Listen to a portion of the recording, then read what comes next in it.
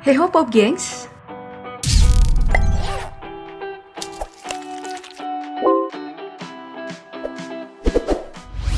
Monggo wa chipio sumida. Bagi para penonton serial Squid Game pasti tahu banget gimana menegangkannya perasaan kita saat mendengar kalimat tadi. Yup, Squid Game adalah film serial Korea Selatan tentang permainan bertahan hidup yang cukup brutal dan sangat viral.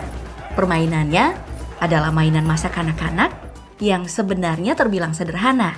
Tapi tahu nggak sih, kalau beberapa permainan dalam serial ini ada yang mirip dengan permainan tradisional Indonesia loh. Mau tahu seperti apa? Yuk langsung disimak sampai habis.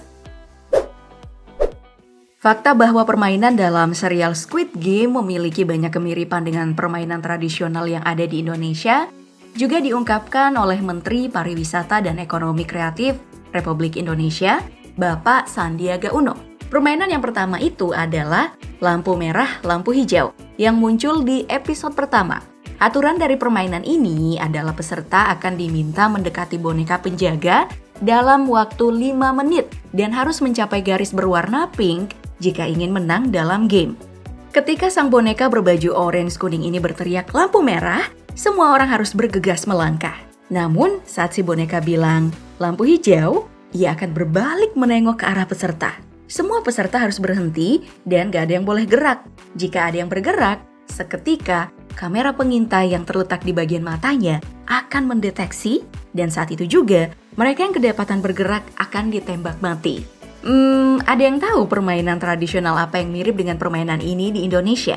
Yap, permainan patung-patungan. Para pemain itu harus berhenti bergerak, pura-pura jadi patung, dan gigi nggak boleh kelihatan sama anak yang mendapat giliran berjaga.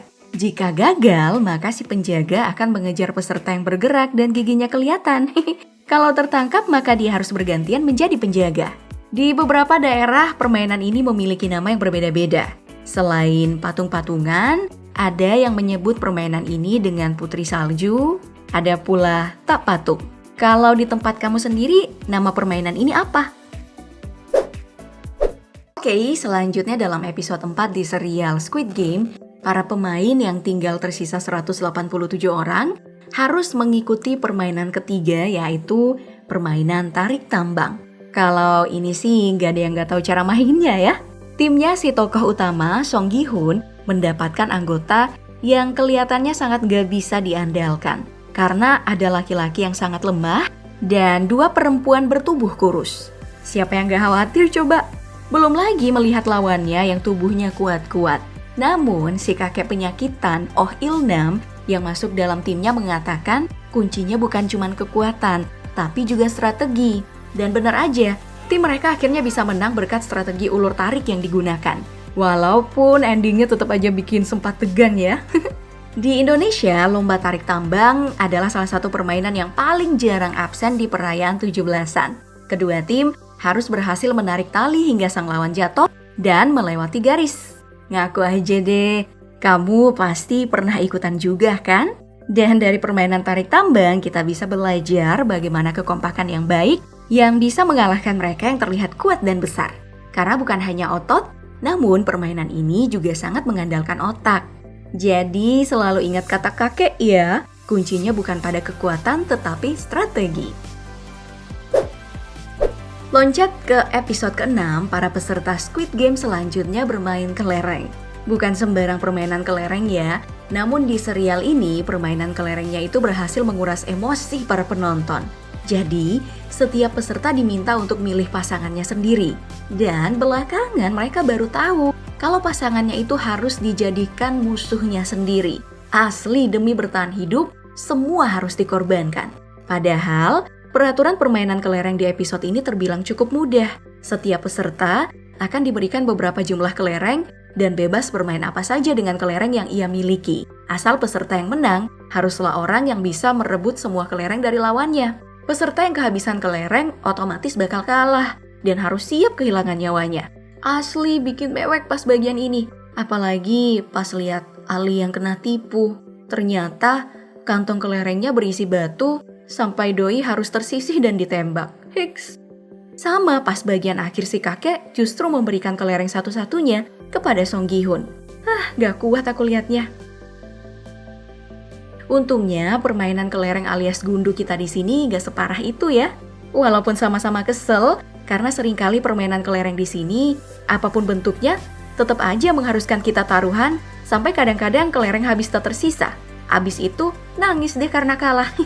Salah satu permainan kelereng yang sering dimainkan adalah berlomba-lomba mengenai kelereng lawan atau memasukkannya ke dalam lingkaran. Kamu sendiri dulu sering main kelereng yang kayak gimana?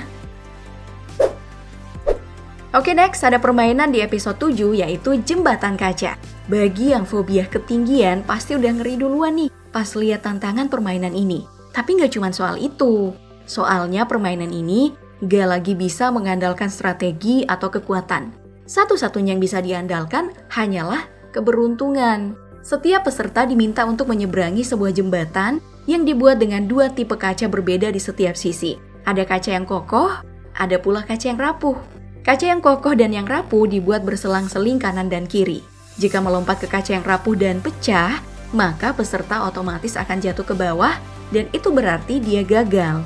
Tapi jika berhasil, maka ia harus terus lompat ke kaca berikutnya dengan tenggat waktu tertentu. Nah, yang paling beruntung ya peserta yang dapat giliran paling akhir. Nah, melihat permainan ini meski gak sama persis, tapi kamu pasti langsung ingat sama mainan engklek. Ada loh yang bentuknya pesawat, bulan atau gunung, dan baling-baling. Kamu masih ingat gak cara mainnya?